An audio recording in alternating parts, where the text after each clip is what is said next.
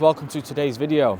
It is Syntho's very first live event. So we're doing a workshop. I am talking, Anthony is talking, aka ADR, and Brandon Darby is talking. The two Syntho tutors. Our full team is here. Well, the team that exists in the UK. We have got some Australian team members. But yeah, at Side Street Studio in Manchester, we're about to head in and see the team. We've got an hour and 15 to prepare. Hopefully nothing goes wrong. Cables, laptops, who knows? But yeah. Nervous but excited, so let's go in.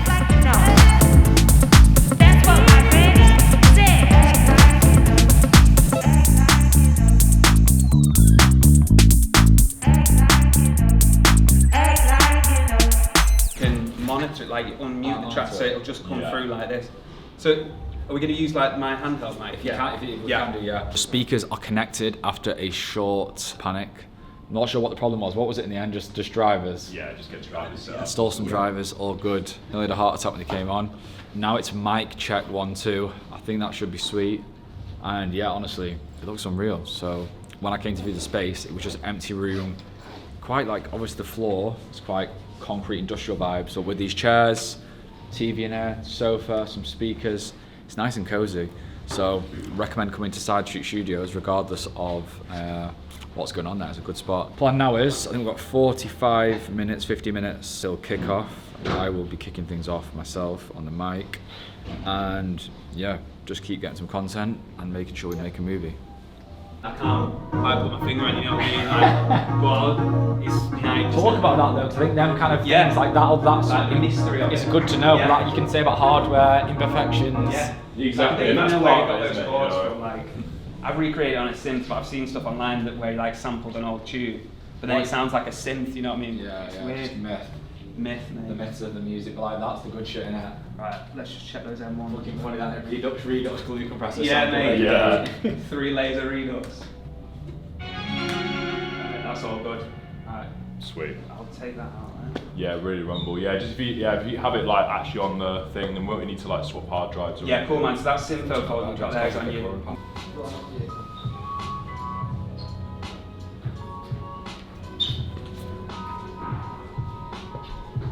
It's gonna fly. Like that. Yeah. He's gonna To be honest, we could have done a full day, but this is a good stepping stone to see like Mate, it's a good first step. Definitely. what do people like, what do you not like? Yeah. Is it too rushed? Like, do we enjoy it most importantly? Yeah. Yeah, Might be a exactly. fucking headache with real people in a real room. I'm like, fuck this, get us Yeah, yeah. You don't know. Yeah. Like, I reckon it'll fly by. thing is, my gut says it might be better next time you just do one thing. It's just like one thing Focus you go on through, one thing. and it's all around one topic, and it's almost like you all work together. But this will be a good way to see, like, does a track breakdown work in real life? Does what Anthony's doing work in real life? Does my talk work? I think we'll know after this. Yeah, definitely. But yeah, It's a nice broad. I think we've just gone to go wide and then go Yeah, down. find it Down, down. We can yeah. even find out what they like, you know, put out a type form, see what. Yeah, because there's potential for like interactive workshops and all this Yeah. and stuff It's like literally that. endless. as well. It's endless. I think it's a great space as well. Yeah, great it's really space. cool. All good, pretty nervous. I wish I'd Ableton to hide behind now.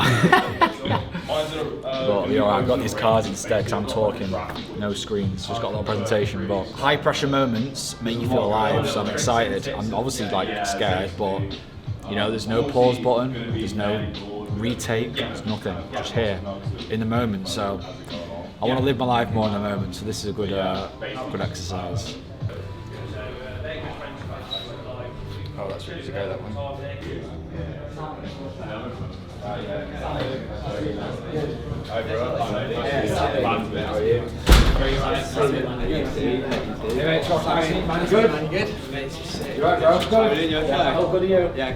Yeah, sit wherever you want, guys. See you, mate. Henry. Nice to meet you, bro. Or to nice to you, man. Again. Harry. Good. Nice to meet you, bro. So far, so good.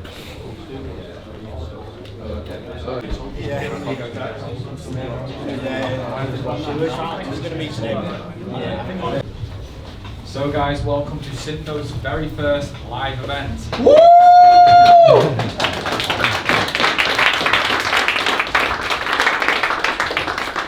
If you think DJ DC10 is scary, try this. I did my first live speaking last year at a kind of marketing workshop. I walked in, didn't plan anything, none of these, none of that, and nearly had a panic attack. So it's my second time going. We've started all right, so long may it continue. So thank you all for coming. Out of interest, who travelled more than an hour today to get here? That's fucking cool. Thank you guys, I appreciate it a lot. And those that didn't travel an hour though, as well. Thank you so much. So, try to go to the next slide, Anthony. So Syntho, a bit about the journey. It came from an idea in lockdown. I don't know if you know. COVID strikes, I was doing some lessons on Zoom. I was like, I keep telling everyone the same thing here. Maybe we could do this better. Bought some Dex 16. Soon after started making music. I was very much a DJ at heart. I think a lot of us kind of are, unless you come from a musical background. And yeah, I got the bug for it. 18, making tracks, things like that. And I really struggled to making music. And I said to Kurt, he'll be here later for the Q&A, I went, I can't do this, I can't make music. It was the time Patrick Topping was going huge. And I remember hearing his tracks and it was so unique. I don't know if everyone was into the tunes at that time, but he did like Forget, I can't remember what the big ones were. But anyway, he was making these huge tracks and blew up. So it was really clear that if I wanted to get where I wanted to be, I needed to make music. And I just said, I can't do this, I can't make music. But anyway, after about 3 years, I learned what plugins were, and it changed everything. I spoke about this before. I was trying to do it all in Operator because I saw him, Brandon, he was creating all these sounds in Ableton, he could do it all. I was like, that's all you need. I didn't even know about plugins. Anyway, got plugins, learned about samples. Speaking between the 123 BPM to 133 BPM sort of territory, what's great is that pretty much splits up into 30-second and 1 minute sections. So 16 bars in house music pretty much adds up to roughly 30 seconds. So when you're arranging in Ableton, what's great is that sometimes it can be confusing to be counting bars at the top. So you can just use like a minute's worth will be an entire section of your track, and then 30 seconds and so on. So to break this down into these sections, first of all, I have got sort of key sections. So obviously you've got a minute of intro, and this is obviously percussion just to allow you to be able to mix it in with a normal track. You've got the track here. To then have 30 seconds in, we've got a little bit of a change in percussion. So, Let's go against the black. Yeah, bro.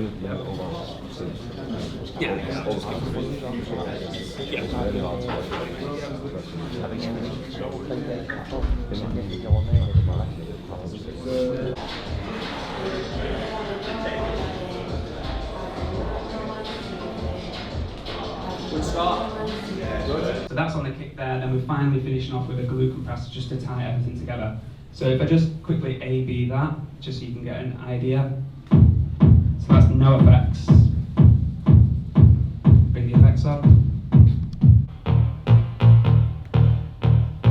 And it's a classic lately bass or solid bass, and it originated from a TX-81Z Yamaha kind of rack mount synth. But there's multiple different ways of getting it. You can find samples online. You can use other like plugins that are kind of emulating that. There's one free called Op4 by it's called cat.op4. It's a Max for Live plugin that's got a preset in there. Or you can use something like I've used here, which is Repro 5. So it is like quite a digital sound, but you can recreate it with an analog synth like this. So this is the patch here, and it's basically just like one oscillator with a really closed filter, and then filter envelope, and really short and snappy. But then the key really is in the processing. So I'd say like one of the main things about it is the reverb. So yeah, we're on schedule. Brandon just fucking smashed it. Anthony smashed it. Questions have been good. So yeah, I'm excited to hear what the feedback is at the end. So yeah. For a year and a half, I think. Yeah. So it's like on the old website as well. So it's like I was saying to Alex, who was sat next to me there, just mad seeing just like something grow. Yeah, man, we're giving it the full effort. I think. Did you find today inside like good? Yeah. No, definitely. I think I've seen Brandon done the. He's done that one, but it's a longer version. I think it's kind of good to like take these longer videos and bring them into the real life.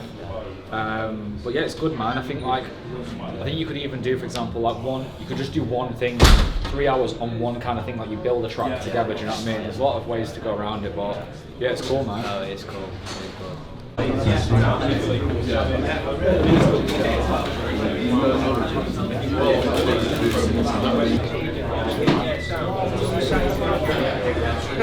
point A to where a point B may be.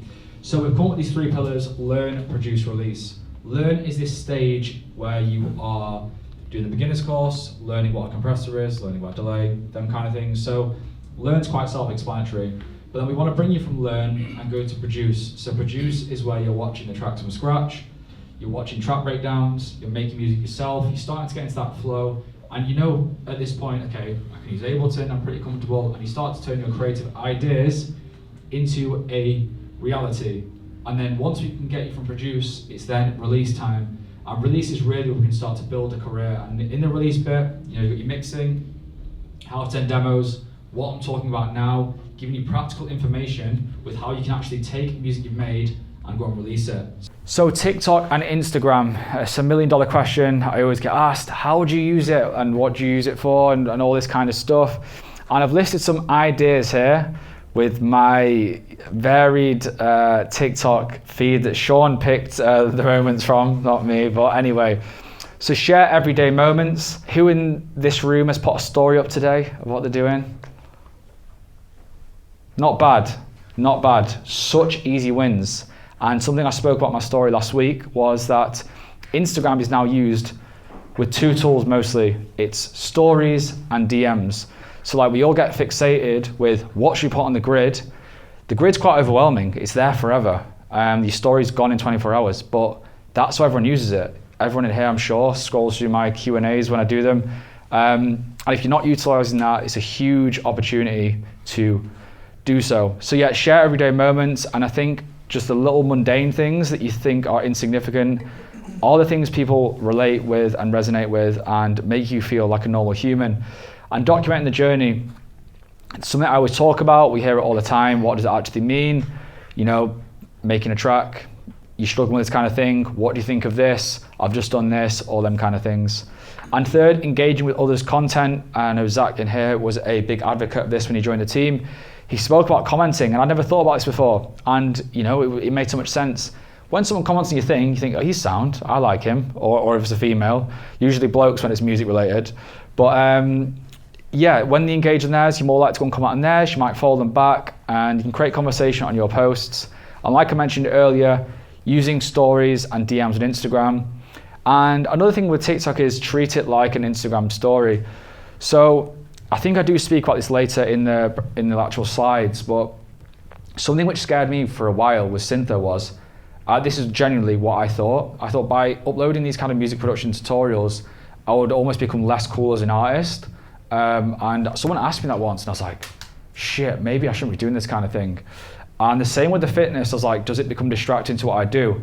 And I think there's always going to be a percentage of people who don't resonate with what you're doing, and they think that, and they may not like it. But by doing these things, you don't appeal to everyone, but I do think you then get a cohort of people who are way more invested in what you're doing because they know you're actually a real person. So honestly, whether it's fucking ice hockey you do, paddle, you know, you're a gymnast, you do diving or whatever, I think sharing a bit of it is really good. Obviously, if my feed now I've got a Garmin, now just becomes all about running, probably is a bit too far. But I think the daily kind of, you know, the daily Strava uploads, etc., I think it's got a net positive. This, by the way, is just me using my instinct of what I've learned. So I don't think there is a rule book for this. And like we kind of said before, rules are there to be broken. But I think the Instagram, TikTok thing is a really good opportunity for everyone to try and just do things. And it's worth noting, you do feel like a fucking bellend when you first do the, hey guys, like it's gonna look shit first. You might get like a few people who say, what's this guy doing? But I can guarantee it, the guy that says that, they were never gonna come to your gig. They were never gonna buy a fucking, like listen to your track. So the negative opinions that do come around, like I get it now from on the odd kind of things from someone, they were never gonna support you anyway. And it is worth noting, if you see someone else doing something which is cool like this, give them a compliment because it's scary. I know what it's like when you do your first kind of thing. And I don't think you should start going, hey guys, today I'm at Syntho's thing. Like that isn't the way to go. I think, you know, just do a little picture, do a little video and just, I think it's like, you think, oh, I'm gonna have to go this full influencer mode. You'll find your own thing, but if you don't post, I can 100% guarantee you will not find your own thing. But out of nowhere, for me now, I do this like 0.5 thing on the phone where like video that. Not the tube girl, if you see her on TikTok, but she does that really well. But you just find your own kind of little things. But if you don't post, you will never find the thing. So just trial and error. So, what do you think are the best upcoming artists you see on social media do well?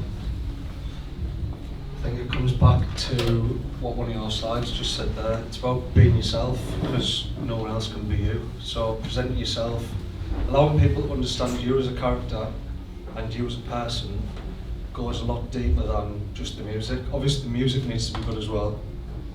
That's what people buy into. But for example, whenever me and Josh speak, if someone pops up saying someone who's got good music, we also look at who they are as a person. Like, do they seem to align with us? Do we like the vibe that they give off? Are we buying into like their actions? Are we buying into the way they're presenting themselves? That to us is kind of just as big as the talent, really. Obviously, not everyone has to be like out there, confident, loud. That's not what you need to be. So if you're like more of an introvert and shy, still be yourself, but just try and pluck up the confidence to put your face out there, show a bit more about yourself, rather than just banging a mix up, putting a caption on it, waiting for the next mix up to come, or the next time you're going to release a teaser of a tune. It's about, and also finding a USP. So it doesn't have to be like creating an alias for yourself. It doesn't have to be something a lot different to what other people are doing, but like what we just said, being yourself is your USP. Enjoy it, bro. Yeah, really. Thank you for coming, bro. I appreciate it a lot, man.